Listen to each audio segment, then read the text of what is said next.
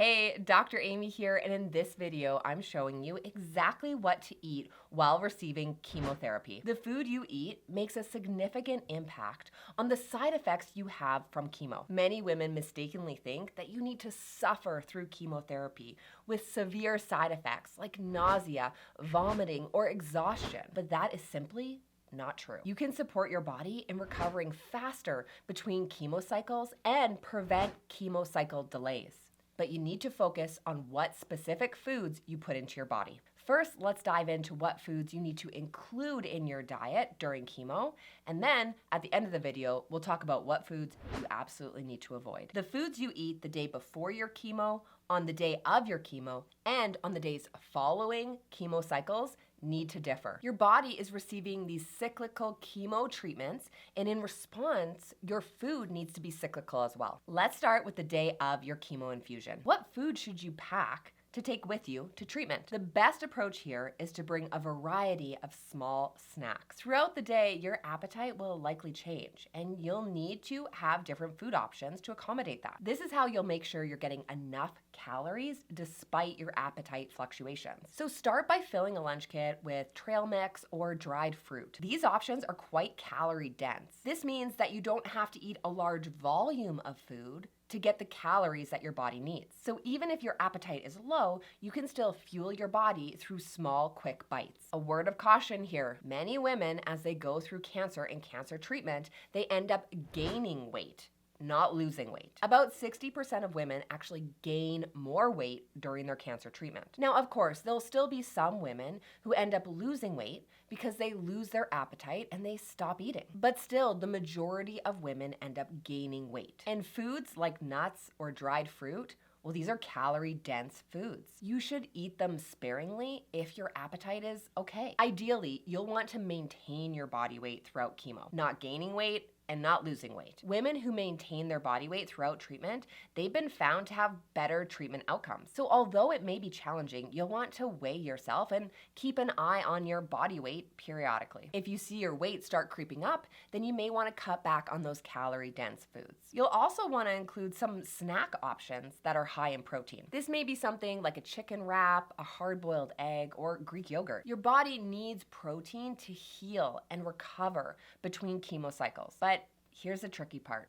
Protein, it's difficult to eat on the days after chemo when your appetite is low. But if you include just small bites of high protein food throughout the day, well, that will go a long way. You may also want to bring along some fruit, something like an apple, pear, banana. Pick options that are not too acidic. Something like an orange can potentially cause acid reflux, and that could compound your nausea throughout the day. If you avoid more acidic foods, then you avoid potentially worsening your nausea. You'll also want to avoid foods that are too spicy or overly flavorful. This type of food can also contribute to that acid reflux, and that can add to the nausea. Now, if you like acidic or spicy foods, don't worry. You can still enjoy these foods throughout chemo, but just not on the day of your chemo treatment. The last thing to pack to take along with you to chemo is something that has a bit of crunch. When your appetite is changing, some women find that different textures of foods are helpful. This could be something like crackers or carrot sticks. Give yourself something crunchy to snack on. Okay, so that's the focus for the day of your chemo treatment.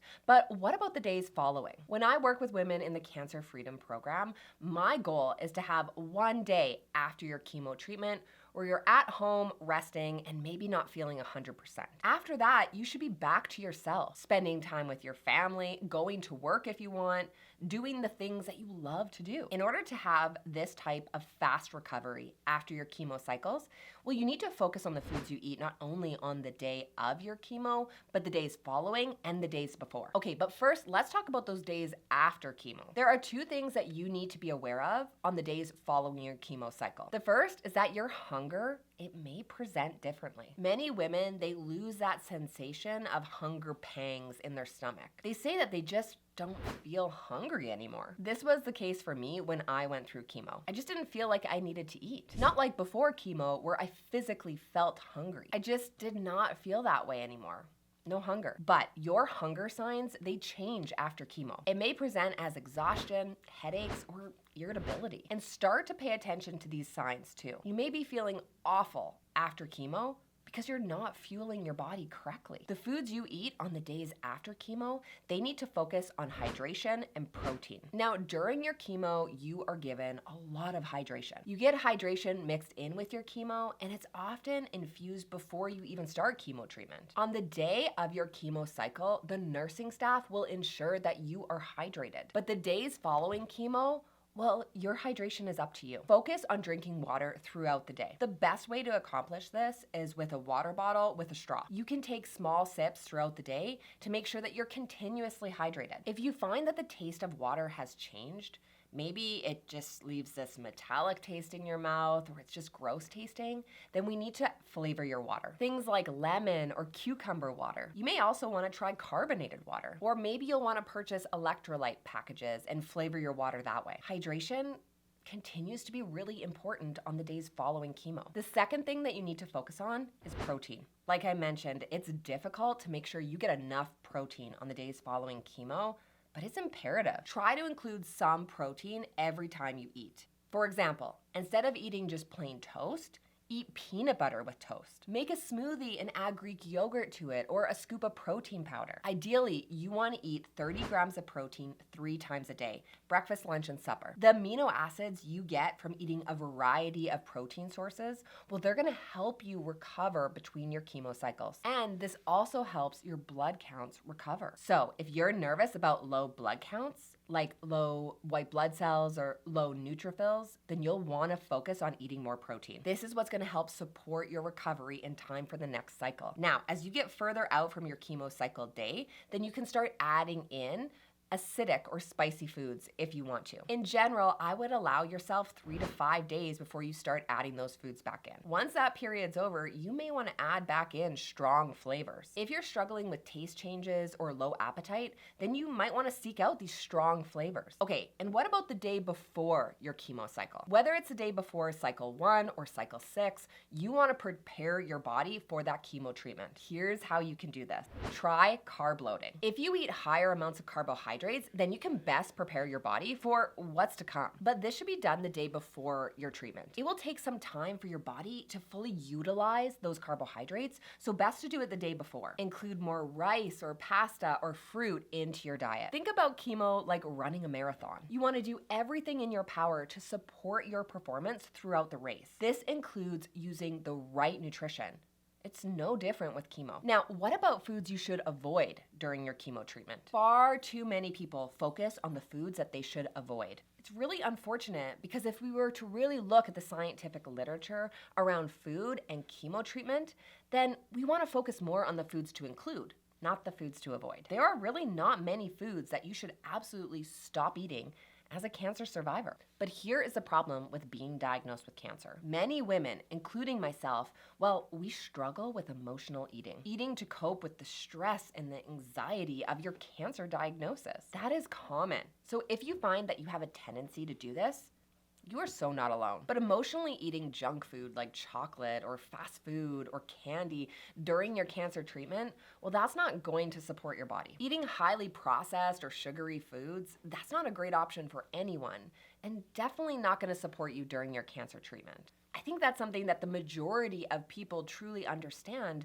but sometimes we need a reminder. I know I did during my own cancer treatment. There are really 2 foods that you should avoid because they can increase your risk of a cancer recurrence. These 2 foods have been linked to cancer, so because of that, you should avoid them. Avoid them during treatment, but in recovery as well. The first is alcohol. Alcohol is known to increase your risk of cancer. It's rated as a category 1 carcinogen. The more alcohol you consume, the higher your risk of cancer. Now, some people will say that there are many people who drink and drink all their lives and they never get cancer. And other people who have never drank a drop of alcohol but they're diagnosed with cancer. How is this possible? Avoiding alcohol is not a guarantee that you will not get cancer. There are many, many factors that contribute to a cancer diagnosis, and many things that we don't fully understand about cancer yet. But we do know that individuals who drink more alcohol well, they are at a higher risk of being diagnosed with cancer. Alcohol is also really dehydrating. Dehydration can worsen your symptoms of nausea and exhaustion. So if you're struggling with either of those during your cancer treatment or recovery, then you may want to avoid alcohol. Instead, focus on drinking more water. Okay, and the second food to avoid during your cancer treatment is processed meats. This is the only other food that has been linked to cancer. Processed meats like deli meats, hot dogs, or sausage, well, they can increase your risk of cancer or a cancer recurrence. Many people mistakenly think that it's nitrates in those processed meats that increases your risk of cancer. But this has not been proven to be true. We're really not quite sure what it is about processed meats that increases the risk. So instead, I would avoid all processed meats and opt for whole food options. For example, if you're making a sandwich, then slice up a whole chicken breast as opposed to purchasing deli meat. Okay, so now that you know how to fuel your body during cancer treatment, the next thing that you need to know are these chemo secrets. That's why I'm linking up this next video here called Chemo Secrets. Click the link here. I'll see you in the next video.